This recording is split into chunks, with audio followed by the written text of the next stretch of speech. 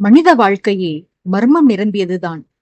நாளை நம் வாழ்வில் என்ன நடக்கும் என்பதை நாம் அறிய மாட்டோம்.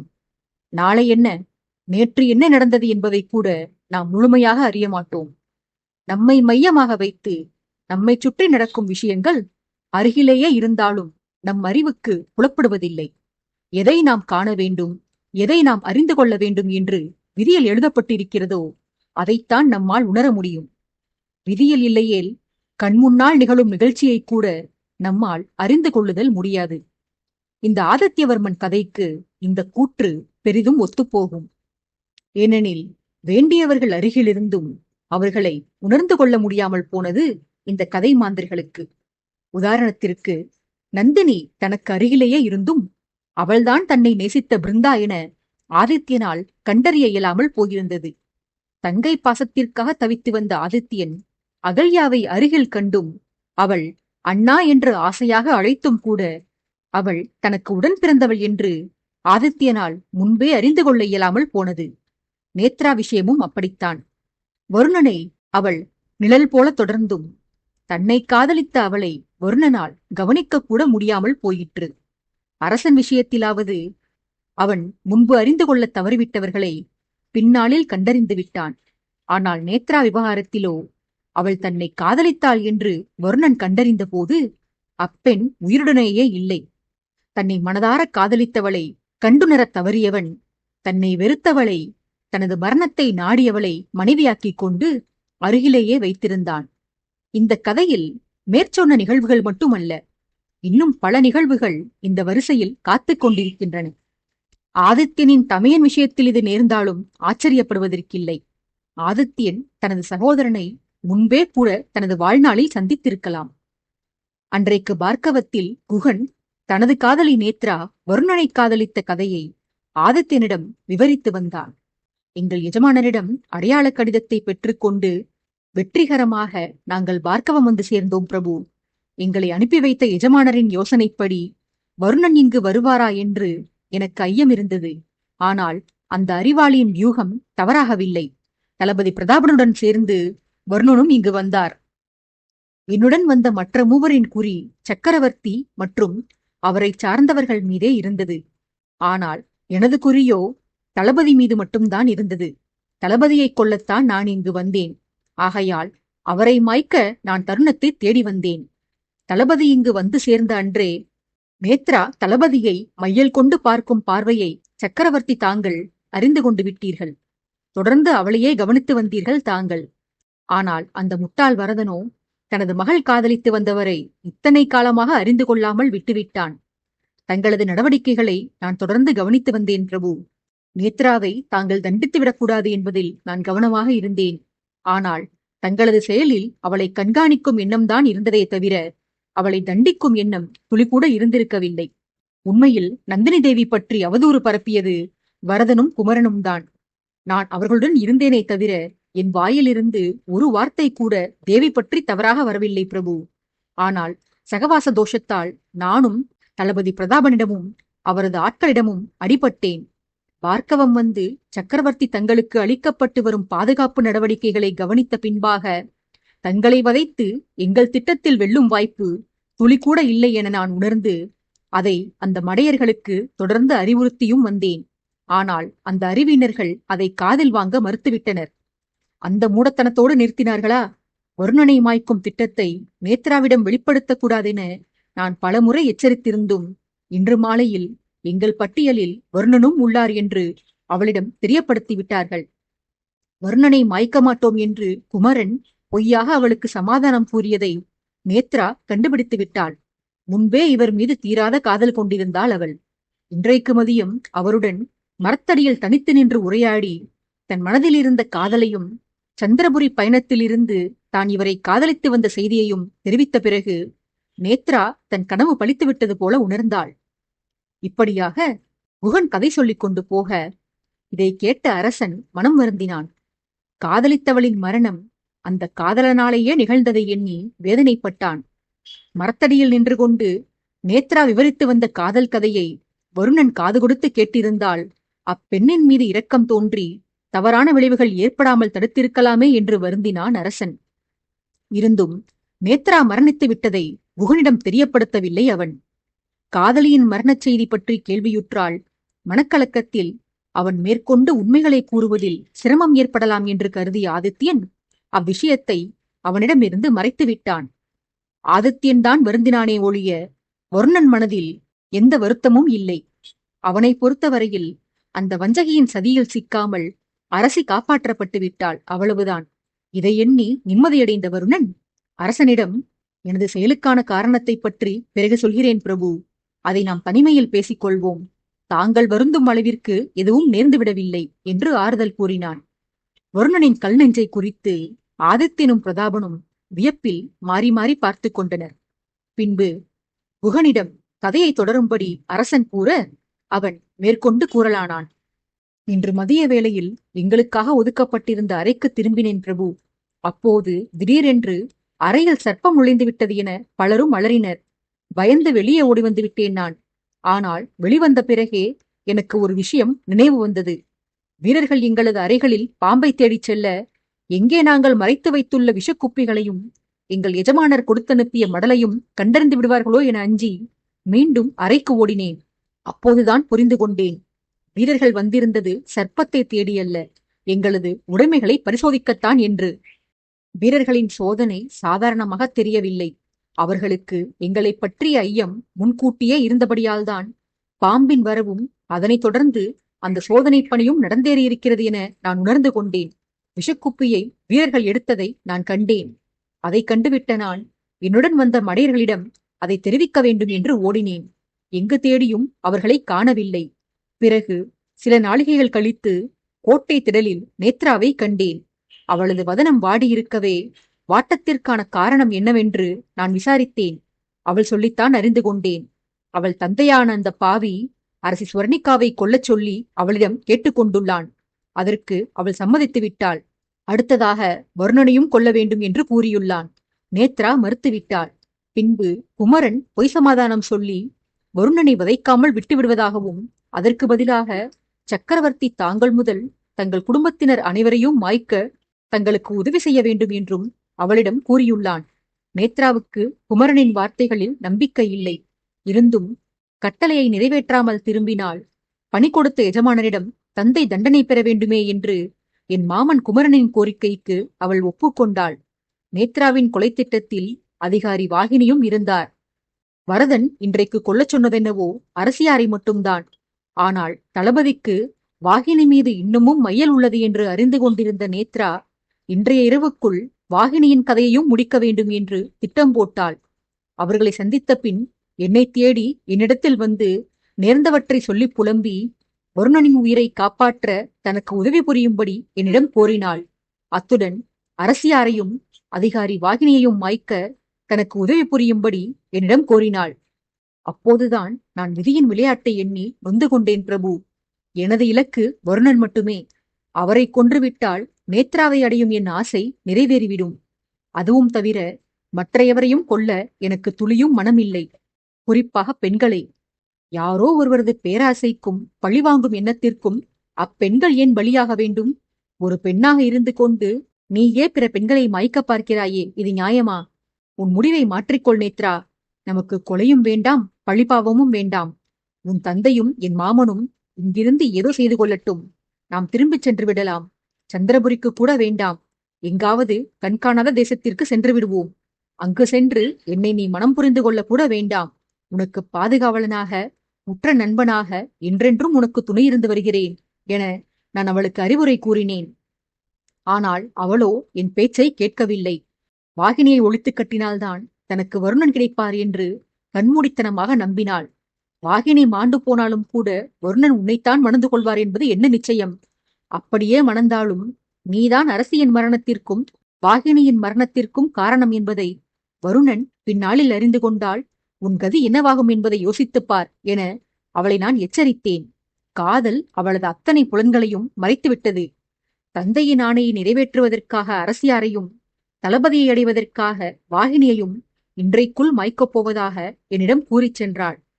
ஏதாவது செய்து இக்கட்டில் என் நேத்ரா மாட்டிக்கொள்ளக் கூடாதென்று நான் அவளை பின்தொடர்ந்து சென்று நான் உன் செய்கையில் உறுதுணையாயிருக்கிறேன் என பொய்யாக சம்மதம் கூறினேன். காதல் கிறுக்கு பிடித்து திரியும் நேத்ராவிற்கு புரிய வைப்பதைக் காட்டிலும் அவளுடைய தந்தைக்காவது அல்லது என் மாமனுக்காவது நிலைமையை புரிய வைத்து விடலாம் என நான் எண்ணினேன் பிரபு. ஏனெனில் நேத்ராவை சந்திக்கும் முன்பு நான் பார்த்த விஷயம் அப்படி. சந்திரபுரியிலிருந்து கிளம்பி வந்திருந்த இன்னும் சில சதிகாரர்கள் சடலங்களாக மாட்டு வண்டியில் கிடந்ததை நான் கண்டிருந்தேன். அந்த காரணத்தினாலேயே நேத்ராவை நான் எச்சரிக்க முயன்றேன். ஆனால் அவள்தான் எனக்கு செவிசாய்க்கவே இல்லை. கொலை செய்ய வந்தவர்களே கொலையான சம்பவத்தை நேத்ராவிடம் தெரிவித்திருக்க எனக்கு மனம் வரவில்லை. அவளிடம் அதை தெரியப்படுத்த எனக்கு ஒரு பயமும் இருந்தது. இந்த சம்பவத்தை நான் விளக்கியும் பரதன் பார்க்கவத்திலிருந்து தப்பியோடு எத்தனிக்காமல் லட்சியத்தை முடித்துவிட்டுதான் வருவேன் என பிடிவாதம் பிடித்தாள். பின்பு நேத்ராவும் தந்தை மீதுள்ள பாசத்தால் அவளும் இங்கேயே தங்கக்கூடும். ஆதலால் வேறு ஏதாவது சமாதானம் சொல்லி நேத்ராவை இங்கிருந்து அழைத்து போகத்தான் எண்ணியிருந்தேன். நெடுநேரம் முயற்சித்தும் எனக்கு எந்த யோசனையும் பிறக்கவில்லை. அத்துடன் என் மனமும் ஏதோ ஆபத்து நிகழவிருக்கிறது என எனக்கு தொடர்ந்து எச்சரித்துக் கொண்டே இருந்தது. இனியும் கோட்டைக்குள் இருந்தால் ஆபத்து என்று உணர்ந்து நடந்தவற்றையெல்லாம் சொல்லி என்னுடன் வந்த இரு தடியர்களையும் எச்சரிக்கச் சென்றேன். எல்லாவற்றையும் கேட்ட அந்த சுயநலப் பேய்களோ அந்த கணமே தப்பித்து ஓடின. நேத்ராவை பற்றி அவர்களுக்கு நினைவே இல்லை. குமரனுக்குதான் எண்ணமில்லையெனில் அவளை பெற்றவளான வரதனுக்கு கூட மகளை பத்திரமாக அழைத்து போக வேண்டும் என்று தோன்றவில்லை. இருவரும் தப்பியோடியது இல்லாமல் என்னையும் உடன் வரச் சொல்லி வற்புறுத்தினர். நானோ நேத்ராவை அழைத்து வராமல் வெளியே வரமாட்டேன் என பிடிவாதம் பிடித்து அவர்களிடமிருந்து விலகிச் சென்றேன். குமரன் கோட்டை வாயிலை நோக்கி ஓடுவதை கண்டேன். ஆனால் வரதனோ வாயிலுக்கு செல்லாமல் கோட்டைக்குள்ளேயே வேறு பாதையில் எங்கோ சென்றான். அவன் எங்கே எதற்காக சென்றான் என்பதை நான் அறியவில்லை. பெண்கள் பகுதியில் தங்கியிருந்த நேத்ராவை காண்பதற்காக அங்கு சென்றேன். ஆனால் நான் உள்ளே அனுமதிக்கப்படவில்லை. அவளையாவது வெளியே அழைத்து வரச் சொல்லி அங்கிருந்த காவலர்களிடம் கேட்டுக்கொண்டேன். சென்றவர்கள் திரும்பி வந்து நேத்ரா உள்ளே இல்லை என்று தகவல் கூறினார்கள். பல நாளிகைகள் வாயிலில் காத்திருந்தும் நேத்ராவை காண முடியவில்லை பிரபு. ஆதலால் கோட்டைக்குள் சுற்றித் திரிந்தவாறு அவளை தொடர்ந்து தேடி வந்தேன். இருட்டிய பின்னரும் கூட எனது தேடுதல் பணி ஓயவில்லை. பின்னர் வீரர்களிடம் கைதாகி ஒரு இருட்டறையில் அடைக்க வைக்கப்பட்டிருந்த நான் சில நாளிகைகளுக்குப் பிறகு இந்த மாளிகைக்கு அழைத்து வரப்பட்டேன். வரும் வழியில் கட்டை வண்டி ஒன்றை வீரர்கள் சிலர் ரகசியமாக இழுத்துச் செல்வதை கண்டேன். என்னை அழைத்துச் சென்ற வீரர்கள் அந்த வண்டியை கண்டதும் புதருக்குள் தாங்களும் மறைந்து கொண்டு என்னையும் மறைத்தனர். வாயில் துணியை வைத்து அடைத்திருந்ததால் என்னால் சத்தம் போடவும் முடியவில்லை. வாடிய முகத்துடன் அந்த வண்டியை இழுத்துச் சென்றனர் வீரர்கள். தூரத்தில் இருந்தபடியால் வண்டியிலிருந்த பெண்ணின் வதனத்தை என்னால் காண முடியவில்லை. ஆனால் அந்த பெண் அணிந்திருந்த ஆடை அணிகலன்களையும் வீரர்கள் வடித்த கண்ணீரையும் கண்ட பின்பு அவர் அரசியார் ஸ்வர்ணிகாதான் என்று என்னால் கணிக்க முடிந்தது. அரசியாரை கொன்றது வரதனா அல்லது நேத்ராவா என்று என்னால் அறிய முடியவில்லை. பின்னர் இந்த மாளிகைக்கு நான் வந்து சேர்ந்த சில நாளிகைகளில் வரதனும் குமரனும் கைது செய்யப்பட்டு அழைத்து வரப்பட்டார்கள். வரதனிடம் நேத்ரா பற்றி நான் விசாரிக்க அவன் என்னிடம் அவள் குறித்து கேட்டான். நானோ அரசியாரை கொலை செய்துவிட்டு அவள் தப்பியோடியிருக்க வேண்டும் என்ற என் ஐயத்தை கூறிய போது வரதன் தான் தேவியை கொன்றது என தெரிவித்தான்.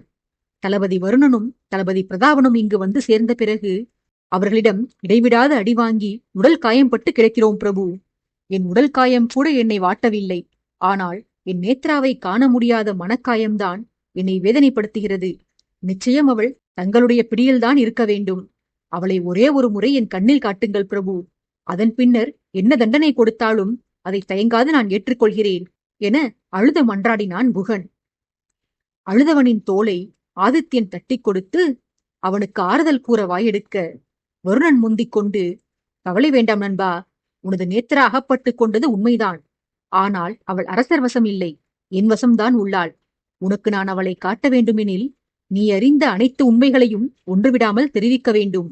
உன்னை அனுப்பியது யார், அனுப்பியவர் உங்களிடம் தெரிவித்த கட்டளைகள் என்ன என்பது பற்றியெல்லாம் நீ விளக்கமாக தெரிவிக்க வேண்டும். தெரிவித்தால் உன் நேத்ராவுக்கு நல்லது. இல்லையேல் நான் பெண் என்று அவளுக்காக இறக்கப்படவெல்லாம் மாட்டேன். அவளை கொன்று போட்டுவிட்டு சென்று விடுவேன். என்னை காதலித்ததற்காக அவள் மீது நான் கருணை காட்ட மாட்டேன். என்னை மாய்க்க சதி புரிந்த உன்னுடன் பழகிய குற்றத்திற்காக அவளை உன் கண் முன்பே சிரச்சேதம் செய்வேன் நான். சற்று முன்னர் அரசரிடமும் பிரதாபன் அண்ணாவிடமும் வாக்குமூலம் அளிக்க பயந்து என்னிடம் உண்மையை ஒப்பிக்க போட்டி போட்டீர்களே, என்னை பற்றி நீங்கள் முழுவதுமாக அறிந்திருந்தால் அவ்விதம் நீங்கள் எல்லாம் அடம் பிடித்திருக்க மாட்டீர்கள். அண்ணாவுக்கும் பிரபுவுக்கும் வதனம் கடுமையானதாக இருக்கும். ஆனால் உள்ளுக்குள் அவர்கள் சாந்தமானவர்கள். எனக்கோ வதனம் அமைதியானதாகவும் பிறரை எளிதில் கவர்ந்து விடுவதாகவும் இருக்கும். ஆயினும் உண்மையில் நான் கர்ண கொடூரமானவன். சில காலங்களுக்கு முன்பு வரை தன்னை தாக்க வந்த எதிரிகளை பிரபுவே மன்னித்த போதும் கூட நான் அவர்களை துரத்திச் சென்று வேட்டையாடி இருக்கிறேன். கடமை என்று வந்துவிட்டால் எனக்கு பாவம் பச்சாதாபமெல்லாம் இருக்காது. எதிரி எதிரிதான். அவர்களுக்கு தண்டனை மரணம்தான். இதுவே எனது கொள்கை. ஆகவே உண்மைகளை ஒன்றுவிடாமல் கூறிவிடு. உள்ளே உன் கூட்டாளிகள் இருவரும் எங்களிடம் ஒரே விஷயத்தை தான் கூறினர். அது உண்மையா அல்லது திட்டமிட்ட பொய்யா என்று எனக்கு தெரியாது. ஆனால் நீ உண்மையைத்தான் கூற வேண்டும். பொய் சொன்னால் நீ எளிதில் மாட்டிக்கொள்வாய். ஏனெனில் நீ அமர்ந்திருப்பது சக்கரவர்த்திக்கு எதிரில். அவருக்கு மனோசாஸ்திரம் தெரியும். உனது பார்வையைக் கொண்டும் உடலின் அசைவுகளைக் கொண்டுமே உன் கூற்றின் மெய் பொய்களை அவர் கண்டறிந்து விடுவார். ஆதலால் ஜாக்கிரதையாக பதில் கூறு என எச்சரித்தான். தனக்காக இல்லாவிடினும் காதலியின் உயிரை காப்பாற்றுவதற்காகவாவது தனக்கு தெரிந்த உண்மைகள் மொத்தத்தையும் ஒப்பித்துவிட வேண்டும் என்று முடிவு செய்த குகன் மேற்கொண்டு கூறலானான். வருணனால்தான் தன் காதலி தனக்கு கிடைக்காது போனாள் என்று நம்பி வந்த குகன் கேள்வி கேட்ட வருணனிடம் பதில் கூறாமல் அரசனிடமே உண்மைகளை தெரியப்படுத்தினான். நான் எல்லாவற்றையும் சொல்லிவிடுகிறேன் பிரபு. மறைப்பதற்கு இனி ஒன்றும் இல்லை. எங்களை அனுப்பியவனின் பெயர் தனசேகரன். ஆரம்பத்தில் வரதனினை தொடர்பு கொண்டு தனது திட்டத்தில் உதவும்படி கூறிய போதெல்லாம் அவனை இப்பணியில் ஏவுவது யார் என்று நான் அறிந்திருக்கவில்லை. ஆனால் நாங்கள் சந்திரபுரியிலிருந்து கிளம்பிய நாளன்று சந்திரபுரி கோட்டைக்கு வெளியே அந்த தனசேகரன் எங்களை சந்தித்து அதிகாரிகள் என்பதற்கான பொய் அடையாளங்களை எங்களுக்கு வழங்கினான். அப்போதுதான் அவனை முதலில் நான் கண்டேன் பிரபு. ஆனால் அவன் இப்போது உயிருடன் இல்லை என கூறி வந்தான் குகன். அச்சமயம் ஆதித்யன் ஆர்வத்தை அடக்க மாட்டாமல், யாரடா அந்த தனசேகரன்? அவன் சந்திரபுரி நாட்டினனா? ராஜாங்கத்தில் பணிபுரிந்தவனா? என வரிசையாக கேள்விகள் கேட்டு பதில் கூறத் தெரியாமல் விழித்துக் கொண்டிருந்த குகன் மீதிருந்து வெறுப்பாக தனது பார்வையை திருப்பி வருணன் மீது அதை பதித்து, தனசேகரன் என்று உனக்கு யாரையும் தெரியுமா வருணா? சந்திரபுரியில் அந்த பெயரில் எவரையாவது நாம் சந்தித்தோமா என கேட்டான். வருணனோ, அந்த பெயர் பழக்கப்பட்டதாக இருந்தாலும் சந்திரபுரியில் அந்த நாமத்தில் எவரையும் சந்தித்ததாக எனக்கு நினைவில்லை பிரபு. ஆனால் அவன் இந்த கதையில் முக்கிய கதாபாத்திரம் இல்லை. அவன் தேவையில்லாத அறிமுகம்தான். மேற்கொண்டு கதையை கேளுங்கள் பிரபு. தங்களால் சிறிதும் நம்ப முடியாத, தங்களை அதிரச் செய்யும் ஒரு நபர்தான் இந்த சதியை அரங்கேற்றியது. அவர் யாரென்று தெரிந்து கொள்வதற்கு முன் தங்கள் மனதை திடப்படுத்திக் கொள்ளுங்கள் பிரபு என எச்சரிக்கை செய்தான். ஆதித்யன் ஆர்வமும் ஆவலும் ததும்ப தன்னிடம் கதை கூறி வந்தவனை பார்த்து, யாரடா குஹா அது? உனக்கு தெரியுமா அந்த நபரை? உங்களை அனுப்பிய தனசேகரனுக்கு என்ன நடந்தது? விரிவாக கூறு என்று கேட்டான். குகன் பதில் கூறினான். அந்த தனசேகரன் இன்று காலையில்தான் மாண்டு போனான் பிரபு. அவன் எப்படி எங்கே மாண்டான் என்றெல்லாம் எனக்கு தெரியாது. ஆனால் அவனது சடலத்தை இன்றைக்கு நான் இந்த கோட்டையில் கண்டேன். இளவரசர் அரவிந்தன் மாட்டு வண்டியில் இருந்த சில சடலங்களை தங்களிடம் காட்டினாரே, அதில் தனசேகரனின் சடலமும் இருந்தது அரசே. எங்களை அனுப்பி வைத்தவன் எங்களை தொடர்ந்து தானும் இங்கு வந்திருக்கிறான். வந்தவன் எங்களுக்கு முன்னால் உயிர் துறந்து விட்டான் என்று குகன் கூறிக்கொண்டு போனான். கானகத்தில் தன்னை தாக்க வந்து தனது விசுவாசிகளினால் மயக்கப்பட்டவர்களின் கூட்டத்தில் இருந்த ஒருவன்தான் அந்த தனசேகரன் என்று அரசன் உணர்ந்து கொண்டான். ஆதித்யன் இந்த சிந்தனையில் மூழ்கியிருக்க அவனுக்கு பின்னால் இருந்து, இந்த முத்திரை உங்களுக்கு எப்படியடா கிடைத்தது? இவருக்கும் உங்களுக்கும் என்ன சம்பந்தம் என ஒரு குரல் கேட்டது. குரல் வந்த திசையை நோக்கி ஆதித்யன் திரும்பி பார்த்தான். அங்கே அரவிந்தன் குகனை முறைத்தபடி நின்றிருந்தான், கையில் ஒரு வஸ்திரத்துடன். என்ன என்பது போல தலையசைத்து சந்தேகமாக அரவிந்தனை அரசன் ஏறிட, பின்னவன் அரசனை நெருங்கி வந்து கையில் இருந்த துணியை அரசனிடம் நீட்டி, இந்த வஸ்திரம் தங்களது அறையில் இருந்தது பிரபு.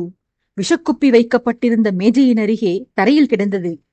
பகலில் கானகத்தில் மாண்டு போன எதிரிகளிடம் நாம் கைப்பற்றிய மடலில் இருந்ததே ஒரு முத்திரை. அது கூட பாதி அழிந்து சரியாக கண்டுபிடிக்கப்பட முடியாமல் இருந்ததே, அதே முத்திரை இந்த துணியில் தெளிவாக தெரிகிறது பிரபு. இது எப்படி தங்கள் அறையில் கிடந்தது என எனக்கு தெரியவில்லை எனச் சொல்லி அரசனிடம் அதை நீட்டினான். அரசனே இயல்பாக இவ்விஷயத்தை எடுத்துக்கொள்ள, வருணனோ அதிர்ச்சியுற்றவன் போலவும் சந்தேகத்தினால் கோபம் வரப்பெற்றவன் போலவும் அமர்ந்திருந்த ஆதித்யனை நெருங்கி, தரையில் மண்டியிட்டு அவனது இரு கைகளையும் பற்றி கைது செய்து, உண்மையை கூறுங்கள் பிரபு, தங்களுக்கும் இந்த கூட்டத்திற்கும் என்ன சம்பந்தம்? தங்கள் அறையில் விஷக்குப்பி உள்ளது. கூடவே ரகசிய முத்திரை பதித்த வஸ்திரமும் இருந்திருக்கிறது. நீங்கள் எந்த கூட்டத்தைச் சேர்ந்தவர்? தங்களை அனுப்பியது யார்? யாரை மாய்க்க இந்த நாடகம்? என விசாரணை செய்பவன் போல தீவிரமாக முகத்தை வைத்துக் கொண்டு கேட்டான். எதிரில் அமர்ந்திருந்த குகனுக்கு அதிர்ச்சியும் ஆச்சரியமும் நிரம்பி வழிந்தது. அவனுக்கு நடப்பது யாதென்றே விளங்கவில்லை.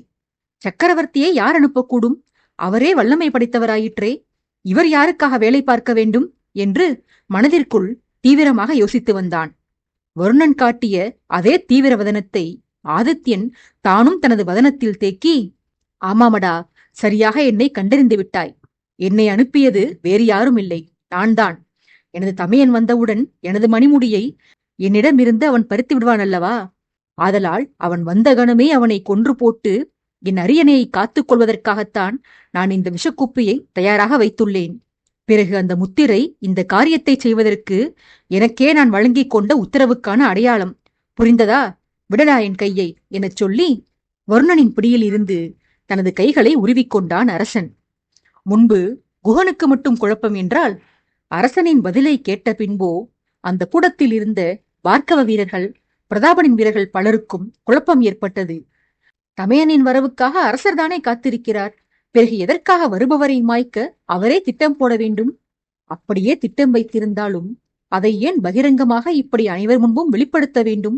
அதிலும் பிரபு தமிழில்தான் பேசுகிறார். இருந்தும் ஏன் அர்த்தம் எதுவும் விளங்கவில்லை என்று குழப்பத்தில் ஆழ்ந்தனர். குழப்பம் தனக்கு மட்டும்தானா அல்லது மற்றவர்களுக்கும் உள்ளதா என்ற ரீதியில் அறையில் இருந்தவர்களில் ஒவ்வொருவரும் மற்றவரது முகத்தை ஏறிட்டனர். அப்போதுதான் ஆதித்யனின் மெய்க்காவல் வீரர்களின் முகங்களில் சிரிப்பு படர்ந்திருந்ததை கண்டனர். அவர்கள் அரசனையும் தளபதியையும் ரசித்து பார்த்த பார்வையைக் கண்டு தாங்களும் அவ்விருவரையும் கவனித்தனர்.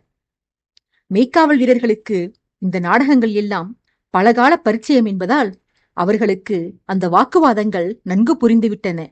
முன்பு தீவிரமாக வைத்திருந்த முகத்தை தற்போது இறுக்கம் நீக்கி முகம் முழுக்க முறுவலை படர விட்டிருந்தனர் அரசனும் வர்ணனும். அதனை கண்ட பின்னரே இருவரும் பேசியது வேடிக்கை விளையாட்டிற்குதான் என்று உணர்ந்தனர் அம்மனிதர்கள். பிரதாபன் வேடிக்கை செய்த இருவரையும் நோக்கி, உங்கள் இருவருக்கும் விளையாட வேறு நேரமே இல்லையா? இங்கு எத்தனை பெரிய விசாரணை ஓடிக்கொண்டிருக்கிறது. உங்களுக்குள் சீண்டு விளையாடுகிறீர்கள் என கண்டித்தவன் பின்னர் வருணனை நோக்கி, ஏனடா, உன் அரசனுக்குத்தான் பொறுப்பு இருக்காது.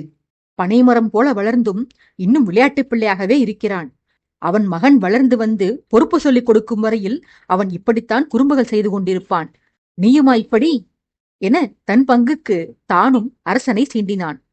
பிரதாபனை நோக்கிய அரசன், உன் மனைவி மேனகை வரட்டுமடா, அவளிடம் கேட்போம் யார் பொறுப்பற்றவன் என்று. பொறுப்பில்லாமல் ஊர் சுற்றித் திரிந்துவிட்டு மனைவியிடம் வசவுகளை வாங்கி கட்டி கொண்டு அதை தாங்க முடியாமல் இங்கே ஓடி வந்து ஒளிந்து கொண்டிருக்கிறாய். இதில் நீ என்னை குறை சொல்கிறாய். இனி உன்னுடன் பேச்சுவார்த்தை இல்லையடா. எதுவானாலும் நான் மேனகையுடன் பேசிக்கொள்கிறேன். விரைவில் அவளை வசுமித்ராவிற்கு வரவழைக்கப் போகிறேன் என்று அரசன் கூறிக்கொண்டு போக பிரதாபன் பதறிப்போய் ஆதித்யனிடம் நெருங்கி வந்து தானும் வருணன் போலவே அரசனுக்கருகில் மண்டியிட்டு, அவளை எதற்கடா அழைக்கிறாய்? அவளிடம் இருந்து தப்பிக்கத்தானே நான் நாடு விட்டு நாடு வந்திருக்கிறேன். உன் கோட்டைக்குள் பெண்கள் மிகுதியாக இருப்பர். நான் அப்பெண்களை பார்க்காவிட்டாலும் கூட அவர்களாக என்னை வந்து பார்த்தாலும் என்னிடம் வந்து சண்டை இழுப்பாள் என் மனைவி. எதற்கடா இந்த வீண் விபரீதங்கள் எல்லாம் என பயந்தவனாக கேட்டு வந்தான். ஆதித்யன் பிரதாபனுக்கு பதில் கூறாமல் பின்னால் நின்றிருந்த அரவிந்தனை அருகில் அழைத்து பார்வையை பிரதாபனிடமிருந்து அகற்றாமல், நன்கு கேட்டுக்கொண்டாயா அரவிந்தா? குறிப்புகள் வேண்டுமானாலும் எடுத்துக்கொள். பிரதாபன் கூறிய வார்த்தைகளில் ஒன்று கூட தவறாமல் அவனது மனைவியின் காதுகளைச் சென்று சேர வேண்டும். மேனகையிடம் சேர்ப்பிப்பது உனது பொறுப்பு. கூடவே இதனையும் சேர்த்துச் சொல். உங்கள் தமையன் ஆதித்யன் அவருடைய தங்கை அகல்யாவின் திருமணத்தில் கலந்து கொள்வதற்காகவும் பிரபுவுக்கு பிறக்கவிருக்கும் மகளை அத்தையாகிய தங்களிடம் காட்டவும் தான் வசுமித்ராவிற்கு தங்களை அழைத்தார். ஆனால் உங்கள் கணவர் நீங்கள் வரக்கூடாது, வந்தால் தனது நிம்மதி போய்விடும் என்று கூறி உங்கள் வரவை தடை செய்ய முயன்றார் என்று மறக்காமல் கூறிவிடு.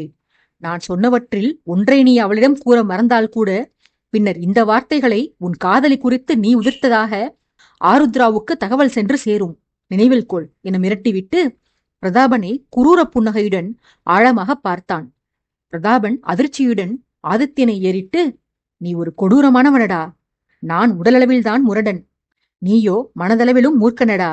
அனைவரையும் உன் விஷமத்தனத்தால் ஆட்டி வைக்கிறாய் என ஆதித்யனை கடிந்து கொண்டவன் பின்பு குரலின் சுதியை மாற்றி, நான் என்ன என் சந்தோஷம் கெடும் என்றா அவளை வரவேண்டாம் என்றேன்? அவள் நிம்மதியாக அவள் பெற்றோருடன் தன் நாட்டில் இருக்கிறாள். இத்தனை தூரம் பயணப்பட்டு இங்கு வந்தால் அவள் உடல் நோகுமே என்ற நல்லெண்ணத்தில்தான் அவளை வரவேண்டாம் என்றேன் என தரையிலிருந்து எழுந்தபடியே மழுப்பி வந்தவன் பின்னர் அரவிந்தனிடம் நெருங்கி, மேனகையிடம் அளிக்கப் போகும் புகாரில் ஒழுங்காக இதையும் சேர்த்து கொள்ளடா, இல்லையேல் விளைவு விபரீதமாகிவிடும். ஆருத்ராவின் ஊரை கண்டறிவது எனக்கு அத்தனை கடினம் ஒன்றும் இல்லை, நினைவில் கொள் என்று தன் பங்குக்கு தானும் அரவிந்தனை மிரட்டினான். இரு பூதங்களிடம் மாட்டிக்கொண்டது போல அரவிந்தன் திகிலடைந்து செயலற்று நின்றான். ஆதித்யன் ஏதோ சொல்ல வாயெடுக்க பேச்சை மாற்றுவதற்காக பிரதாபன் குகனிடம் நெருங்கி வந்து, எருமையே, நடந்தவற்றை கூறச் சொன்னால் தொடர்ச்சியாக கூற முடியாது. எதற்கடா பேச்சின் நடுவே இடைவெளி விடுகிறாய்? நீ உன் கதையை நிறுத்தியதால்தான் என் கதை இங்கு ஆரம்பித்தது. இனி மூச்சு விடுவதற்கு கூட பேச்சை நிறுத்தக்கூடாது. தொடர்ந்து சொல்லடா என மிரட்டினான். அறையில் இருந்த அனைவருக்குமே இந்த வேடிக்கை உரையாடல்கள் ஆனந்தத்தை கொடுத்திருக்க, குகன் ஒருவனுக்கு மட்டும் சிரிப்பில் நாட்டம் செல்லாதிருந்தது.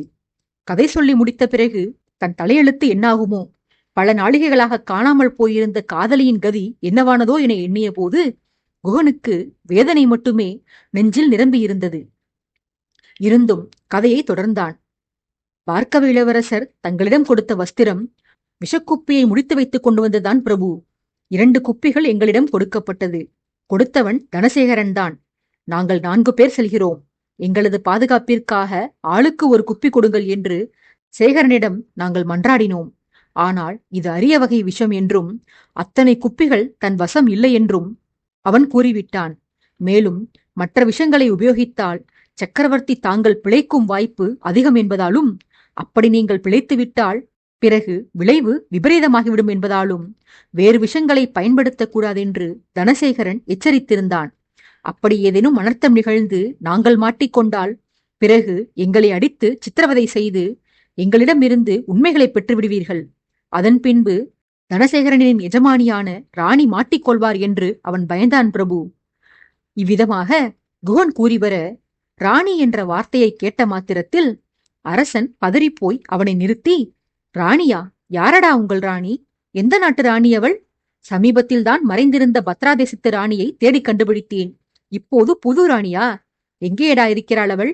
அவள் தேசத்தின் பெயராவது தற்போதைய வரைபடத்தில் உள்ளதா, அல்லது பழங்காலத்திய வரைபடத்தை நான் மறுபடியும் ஆராய வேண்டுமா என எரிச்சலுடன் வினவினான். குகனுக்கு பதிலாக வருணனே இந்த கேள்விக்கான விடையை கூறினான். அந்த ராணியின் தேசம் வரைபடத்தில் உள்ளது பிரபு.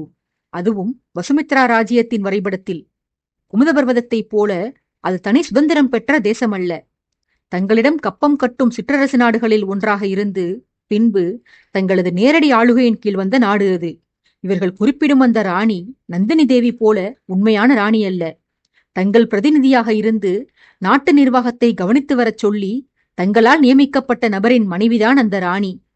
அதிகாரியாக இருந்து நிர்வாகத்தை மேற்பார்வையிடச் சொன்னால் அவள் தன்னை ராணியாகவே கற்பனை செய்து கொண்டு அதிகாரம் செலுத்துகிறாளாம். இன்னும் தங்களுக்கு தெளிவாக விளக்க வேண்டுமெனில் இன்னொரு குறிப்பும் தருகிறேன் பிரபு. நேத்ராவைப் போல இவளும் என்னை காதலித்தவள். அந்த காதல் தானாக உண்டானது அல்ல, தங்களது குறும்பால் விளைந்த காதல். இப்போது கண்டுபிடித்து விட்டீர்களா அந்த ராணி யாரென்று என அரசனை வினவினான் வருணன். ஆதித்யன் பெரும் அதிர்ச்சியுற்றவனாய், என்னடா சொல்கிறாய்? சிவகாமியா அவள்? என் தாத்தா ஜெயந்தனின் ஊரான பரதபுரியைச் சேர்ந்த வணிகரின் மகளா என வியப்புடன் வினவினான். வருணனோ, ஆம் பிரபு, அதே சிவகாமிதான். பரதபுரி வணிகரின் மகளும் தங்களது வசுமித்ராவின் முதல்வரான கார்வண்ணனின் மருமகளும் அவரது மைந்தன் கௌதமனின் மனைவியுமான சிவகாமியேதான். முன்பொரு சமயம் தாங்கள் அவளை விரும்புவதாகச் சொல்லி என்னை ஏமாற்றுவதற்காக ஒரு மடலை என்னிடம் தந்துவிட, அந்த மடலில் நான் அவளை காதலிப்பதாக நீங்கள் எழுதியிருக்க, அதை உணராது போன நான் தங்களுக்காக தூது போவதாக நினைத்து எனக்கு நானே சூன்யம் வைத்துக் கொண்டேனே. பிறகு அவளை மணந்து கொள்ளச் சொல்லி நீங்கள் என்னை கேட்க, நானோ என் பிரபு தங்களுடைய காதலியாக நான் கருதி வந்தவளை என்னால் மனம் முடிக்க முடியாது என்று கூறினேனே. அந்த பெண்ணும் பெருந்தன்மையோடு முதிர்ச்சியான வாய்மொழிகளை உதிர்த்து தாங்கள் காட்டிய மணமகனுக்கு கழுத்தை நீட்டினாளே, அதன் பின்பு எங்கிருந்தாலும் எனது திருமணத்தில் கலந்து கொண்டு வாழ்த்துவேன் என்று வாக்களித்திருந்தாளே, அதே சிவகாமிதான் பிரபு என்றெல்லாம் வேண்டுமென்றே நீண்ட நெடிய விளக்கம் கொடுத்து கொண்டு போனான் வருணன்.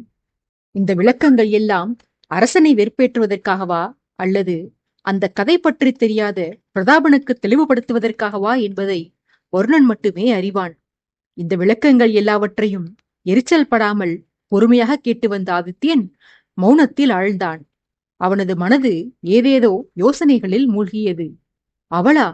அவளா இதற்கெல்லாம் காரணம்? அவள் மிகவும் நல்லவளாயிற்றே. அவள் இவ்விதம் செய்ய வாய்ப்பில்லையே. எப்படி இது சாத்தியம்? அவள் மோசமானவளாக இருந்திருந்தால் எப்படி இத்தனை காலம் அதை நான் அறியாமல் போனேன்? அது சரி, சுபத்ரையை கூட நல்லவள் என்று கருதித்தான் அவள் மீது முன்பு இரக்கப்பட்டேன். ஆனால் பின்னாளில் அவள் கொடியவளாக மாறவில்லையா? இருந்தும் சுபத்ரை அவளுடைய தங்கைக்காக என்னை பழிவாங்க வந்தாள். இந்த சிவகாமிக்கு நான் எந்த கெடுதலும் செய்யவில்லையே. அவளுடைய தந்தையும் சுதாகரனைப் போல மோசமானவர் இல்லையே. பிறகு ஏன் இவள் என்னை மாய்க்க பார்க்கிறாள்? கௌதமனை விட இவளுக்கு வேறு சிறந்தவரன் கிடைத்திருக்க வாய்ப்பில்லை. கௌதமன் சிறந்த அறிவாளி, விவேகமிக்கவர், கணிதத்தில் கரை கண்டவர், நிர்வாகத்திறனில் அவருடைய தந்தையான நம் முதல்வரை விட மேலானவர், பன்மொழி திறமையுள்ளவர் என மனதிற்குள் கௌதமனையும் சிவகாமியையும் பற்றி எண்ணி வந்த ஆதித்யன் இந்த இறுதிக் கருத்தை எண்ணி முடித்தவுடன் அவன் மனதிற்குள் ஏதோ ஒன்று தட்டுப்பட அரவிந்தனை அவசரமாக அழைத்து, நீ உடனே என் அறைக்கு சென்று அங்கு மஞ்சத்தில் உள்ள கோப்புகளை எடுத்து வா அரவிந்தா. அனைத்தையும் எடுத்து வர வேண்டாம். அந்த கோப்புகளில் ஒன்றில் வித்தியாசமான மடல் ஒன்று இருக்கும். படிப்பதற்கு அது புரியாது. தமிழில்தான் எழுதப்பட்டிருக்கும். ஆனால் அதற்கு அர்த்தமே இல்லாதது போல தோன்றும். சென்று அதை உடனே எடுத்து வா என்று பணித்தான் அரசன். அரசனின் ஆணையை ஏற்று வாயிலை நோக்கி விரைந்த அரவிந்தன் வருணனின் அழைப்பால் தடுமாறி நின்றான். அரசனுடைய ஆணையை கேட்டுக்கொண்டிருந்த வருணன் அரவிந்தனிடம், பேசாமல் ஒன்று செய்யடா தம்பி. அனுமன் சஞ்சீவி மலையை பெயர்த்தெடுத்தது போல பிரபுவின் அறையை அப்படியே பெயர்த்தெடுத்து இங்கே கொண்டு வந்துவிடு. உனக்கு அலைச்சலாவது சிறிது மிச்சமாகும். ஏனெனில் நீயும் வரும்போது அதை மட்டும் எடுத்து வரமாட்டாய். அறையை ஆராய்ந்து ஆர்வக்கோளாறில் இன்னும் எதையாவது எடுத்து வருவாய். பிறகு என் வாய் அடங்காது. என் வாயால் பிரதாபன் அண்ணா மாட்டிக்கொண்டு அவஸ்தைப்படுவார். எதற்கு இந்த வம்பு? அறையை அப்படியே நகர்த்தி வந்தாயெனில் தனக்கு வேண்டியதை மட்டும் பிரபு தானே எடுத்துக்கொள்வார். உனக்கும் அலைச்சல் மிச்சம். உன் காதலியை சந்தித்து வரக்கூட நீ இத்தனை தூரம் அலைந்திருக்க மாட்டாயடா. நடந்து நடந்து உன் கால்கள் விங்கிவிட்டால் நாளை ஆருத்ராவைக் காண எப்படி செல்வாய் என அக்கறையுடன் கேட்பவன் போல முகத்தை தீவிரமாக வைத்துக் கொண்டு வினவினான் வருணன். கிண்டல் செய்தவனை ஆதித்யன் முறைக்க, அரவிந்தனோ, ஏன் அண்ணா எதையாவது பேசி வாங்கி கட்டிக் கொள்கிறீர்கள்? அடைமழை கூட அரை நாளில் நின்று போகும். ஆனால் தங்கள் வாயோ ஓய்வதே இல்லை. சற்று முன்னர் அரசரிடம் தகாத வார்த்தைகளால் வசவு வாங்கினீர்களாமே, அதற்குள்ளாக அதை மறந்து போய்விட்டீர்களா? முன்பு சாதாரண காயங்களுடன் உங்களை விட்டுவிட்டார் பிரபு. நிலைமையை புரியாமல் இப்படியே அவரை சீண்டிக் கொண்டிருந்தீர்களானால் பிறகு உங்கள் கை கால்கள் உடைந்து போகும். நான் எனது காதலியைக் காண கோட்டையை விட்டுச் செல்வது இருக்கட்டும், நீங்கள் உங்கள் காதலியைக் காண பக்கத்து வீதிக்கு கூட நடந்து போக முடியாது. பார்த்து கொள்ளுங்கள். உங்கள் வாயை அடைக்க ஒரே ஒரு வழிதான் உண்டு. அதிகாரி வாகினிதான் அந்த வழி. வரும்போது நான் அவரை இங்கு அழைத்து வருகிறேன். பிரபுவை நீங்கள் வாயால் சீண்டினால் அதிகாரி உங்களை வாளால் கீறுவார். உங்களுக்கெல்லாம் அவர்தான் சரி என வருணனை மிரட்டிவிட்டு போனான். வருணன் உண்மையிலேயே அரண்டு போய், அடே, அழைத்து வராதேடா அவளை. அவளுக்கு பிரபுவின் அடியே தேவலாம். ஒருமையில் பேசி என் வீரர்களுக்கு முன்னால் அவமானப்படுத்துவாளடா என்னை அவள். சொல்வதை கேள் அரவிந்தா என வாயிலுக்குச் சென்றவனின் காதுகளுக்கு எட்ட வேண்டுமென்று குரலை அதிகப்படுத்தியபடியே கத்தி வந்தான். வருணனின் பதட்டத்தைக் கண்டு கூடத்தில் இருந்தவர்கள் நகைத்துக் கொண்டிருக்க அங்கு கைதாகி அமர்ந்திருந்த குகனுக்குத்தான் வியப்பாக இருந்தது. என்னதான் நடக்கிறது இங்கே? இந்த மனிதர்களையெல்லாம் முரடர்கள் என்றுதானே கேள்விப்பட்டோம். இவர்களைக் கண்டால் நாடே அஞ்சுகிறது. இவர்களது ஒரு அடியை கூட நம்மால் தாங்க முடியவில்லை. இருந்தும் இம்மனிதர்கள் பெண்களைக் கண்டு அஞ்சுகின்றனர். வீரபாகுவின் பெயரை கேட்டால் சிங்காதனபுரமே நடுநடுங்கும். வருணனின் பெயரை கேட்டாலோ எதிரிகள் எல்லாம் அஞ்சி ஓட்டம் எடுப்பார்கள். ஆனால் இவர்களோ பெண்களுக்கு பயம் கொள்கிறார்கள். இவர்களை புரிந்து கொள்ளவே முடியவில்லையே என்று மனதினுள் வியந்தான். அவனது மனதை படித்துணர்ந்த ஆதித்யனோ முகத்தில் முறுவலுடன், இதன் பெயர் பயமில்லையடா குஹா, இதன் பெயர்தான் காதல். ஆண்கள் நமக்கு என்னதான் வீரம் இருந்தாலும் நமது வீரத்தை எல்லோரிடமும் காட்டிவிட முடியாது. மதங்கொண்ட யானையைக் கண்டு அஞ்சாமல், சிறுத்தையின் சீற்றத்தை கருத்தில் கொள்ளாமல் காட்டிற்குள் தனித்துச் சென்ற நான் அன்னையிடம் அடிபணிந்து போவேன். அவரது கோபத்தை தாங்கிக் கொள்ள மாட்டேன். அதுபோல எத்தனையோ எதிரிகளின் உடலில் குருதி வடியச் செய்து இரத்த ஆறை ஓடவிட்ட நான் என் மனைவிகளின் கண்களில் ஒரு சொட்டு கண்ணீரைக் கண்டால் தவித்துப் போவேன். 18 வயதிலேயே பல நூறு எதிரிகளை பந்தாடி அவர்களுடைய சடலங்களின் மீதேறி அமர்ந்த நான் இன்றளவும் என் மகனுக்கு வாழ்வீச கற்றுத்தரும் போது அவனிடம் தோற்றது போல நடித்து தரையில் விழுவேன். இதற்கெல்லாம் காரணம் அன்புதானடா. அன்பிலும் காதலிலும் பயம், பரிதவிப்பு, தோல்வி இவையெல்லாம் சுகம்தான். மாவீரர்களான பிரதாபனும் வருணனும் அவர்களது மனைவிகளைக் கண்டு அஞ்சுவது காதலினால்தான். தவறிழைத்தவர்களை கொடூரமான சித்திரவதை செய்த சிங்காதனபுர வீரபாகுவாள் தன்னிடம் சண்டை போடும் மனைவியை கை நீட்டி அடிக்க முடியாது. அப்படி ஒருவேளை தவறி அவன் அவளை அடித்து விட்டானெனில் மனைவிக்கு முன்பாக அவன் அழுது விடுவான். வருணனும் அப்படித்தான். மது அருந்துவதும் மோசமான வார்த்தைகள் பேசுவதும் வருணனுக்கு பிடித்தமான விஷயங்கள். இருப்பினும் தன்னை ஒருமையில் நிந்திக்கும் காதலியிடம் தனது கோபத்தை காட்டமாட்டானவன். உன் காதலும் மிக புனிதமானதடா குஹா. நாம் காதலிக்கும் பெண் வேறொருவனை கடைக்கண்ணால் கண்டாலே அவளது கண்ணியத்தை களங்கப்படுத்தி அவளை தூக்கி எறிந்து விட்டுச் செல்லும் ஆடவர்களுக்கு மத்தியில் உன் காதலி இன்னொருவனை காதலிக்கிறாள் என்று தெரிந்திருந்தும் அவள் மீதுள்ள மரியாதையும் குறையாமல் காதலும் தணிந்து போகாமல் இந்த நிமிடம் வரை அவள் மீது அன்பு காட்டி வருகிறாய். உனக்கு ஒரே ஒரு அறிவுரை வழங்குகிறேன். அதை மட்டும் நெஞ்சில் நிறுத்திக்கொள் குஹா. உடலளவில் இணைந்தால்தான் காதல் வெற்றி பெற்றது என்று அர்த்தமில்லை. பூவுலகில் ஒன்று சேராத காதல் வேறுலகில் கூட ஒன்று சேரலாம் என்று அறிவுறுத்தினான் ஆதித்யன். நேத்ரா மரணித்து விட்டதை விதமாக அரசன் குறிப்பாடு உணர்த்த குகனுக்கோ அரசனின் அறிவுரை சற்றும் புரியவில்லை. எதனால் காதல் கைகூடாது என்று அவன் ஆழ்ந்து யோசித்துக் கொண்டிருந்த வேளையில் குகனுடைய சிந்தனையை கலைப்பதற்காக ஆதித்யன் இடையிட்டு, அதிகம் யோசிக்காதே குஹா. நான் கூறியதன் அர்த்தம் உனக்கு விரைவில் விளங்கும். நடப்பவை அனைத்தும் அந்த இறைவனின் செயல். அவன் ஆட்டி வைக்கிறான். மனிதர்களான நாமெல்லாம் ஆடுகிறோம், அவ்வளவே. அதற்காக எல்லா விஷயங்களிலும் எல்லோரையும் அப்படி மன்னித்து விட்டுவிடக்கூடாது. எல்லாவற்றையும் இறைவன் விளையாட்டு என்று விட்டுவிட்டால் பிறகு நமது சாபம் என்னாவது? நமது கோபம்தான் என்னாவது? சில தருணங்களில் நமது ஆவேசத்தை சம்பந்தப்பட்டவர்களிடம் காட்டியே தீரத்தனடா வேண்டும் என எதிராளியை தூண்டிவிட்டான் ஆதித்யன். கதை சொல்ல ஆரம்பிக்கும் முன்னர் தன்னை ஏமாற்றி அழித்து வந்து வஞ்சித்த வரதனுக்கு நல்ல மரணம் ஏற்படக்கூடாது. அவனது மரணம் கொடூரமானதாக இருக்க வேண்டும் என்று குகன் சபித்திருந்தான். அவனது சாபத்தை அவனைக் கொண்டே வரதனுக்கு நிறைவேற்றிவிடலாம் என ஆரம்பத்திலேயே முடிவெடுத்திருந்தான் ஆதித்யன். அதைத்தான் சூசகமாகச் சொல்லி குகன் கொடுத்திருந்த சாபத்தை அவனுக்கே நினைவுபடுத்தினான் அரசன். அரசனின் வார்த்தைகளை கேட்டு வந்த வருணன் அரசனுடைய சாமர்த்தியத்தை மனதினுள் மெச்சி, சதி புரிவதில் சகுனிக்கு அடுத்தபடியாக தாங்கள்தான் பிரபு கில்லாடி. என்ன, சகுனியின் கையில் பகடை இருக்கும், தங்கள் கையிலோ வாள் இருக்கும், அவ்வளவே வித்தியாசம். ஆனால் இருவருக்கும் மூளை ஒன்றுதான். நல்ல வேளையாக நீங்கள் துவாபர யுகத்தில் பிறக்கவில்லை. அப்போது பிறந்திருந்தீர்களானால் பகவான் கிருஷ்ணருக்கு வேலை இரட்டிப்பாயிருக்கும். ஏதோ சகுனிக்கு வாழ்வீசும் திறன் குறைவு என்பதால் கிருஷ்ணர் அவனது அறிவோடு மட்டும் போட்டியிட்டார். இதுவே நீங்கள் அவ்விடத்தில் இருந்திருந்தால் தங்கள் சூழ்ச்சியையும் சமாளித்து வாழ்வீச்சையும் சமாளித்து இறைவன் அரும்பாடுபட்டிருப்பார் என மனதிற்குள்ளேயே இறைவனுக்காக பரிதாபப்பட்டுக் கொண்டான் வருணன். இத்தனை நேரமும் குகனை நோக்கிக் கொண்டிருந்த ஆதித்யன் இந்த கூற்றுக்களை வருணன் மனதினுள் முணங்கி முடித்த பின்பாக அவன் புறமாக பின்னால் திரும்பி பார்த்து, சகுனியுடன் என்னை ஒப்பிடுவது பிறகு இருக்கட்டும். முதலில் உனது வாயில் சனியின் சஞ்சாரத்தை பற்றி யோசி. உனக்கு வாய் முகூர்த்தம்தான் சரியில்லை என்று எண்ணினேன். ஆனால் மனமுகூர்த்தமும் சரியில்லை போலவே வருணா என்று கூறினான். தவறு செய்துவிட்ட முகபாவனையில் முகத்தை சுளித்துக் கொண்டு, இன்னமும் எத்தனை காலம் தங்களுடன் இருந்தால் தங்களுக்கு மனோசாஸ்திரம் தெரியும் என்பதை நான் நினைவில் கொள்வேனோ அரசே. அடிக்கடி அதை மறந்து போய்விடுகிறேன். எனது மனமும் எனக்கு அடங்க மறுக்கிறது என தன்னைத்தானே கடிந்து கொண்டான் வருணன். பின்பு மறுபடியும் குகன் மீது கவனத்தை திருப்பிய ஆதித்யன், உனக்கு கட்டளையிட்டவன் தனசேகரன் தான் என்று கூறினாய். பிறகு சிவகாமிதான் அவனுக்கு எஜமானி என்று எப்படி உனக்கு தெரிய வந்தது? அவளை நீ நேரில் சந்தித்தாயா? சிவகாமி கோட்டைக்குள் தான் வசிக்கிறாள். நீயோ கோட்டைக்கு வெளியே தனசேகரன் உங்களை சந்தித்து உங்களது அடையாள ஆவணங்களை கொடுத்ததாக சொன்னாய். சிவகாமி இந்த திட்டத்திற்கு மூளை என்றால் அவள் எப்போது உங்களை சந்தித்து பேசினாள் என்று கேள்விகள் தொடுத்தான்.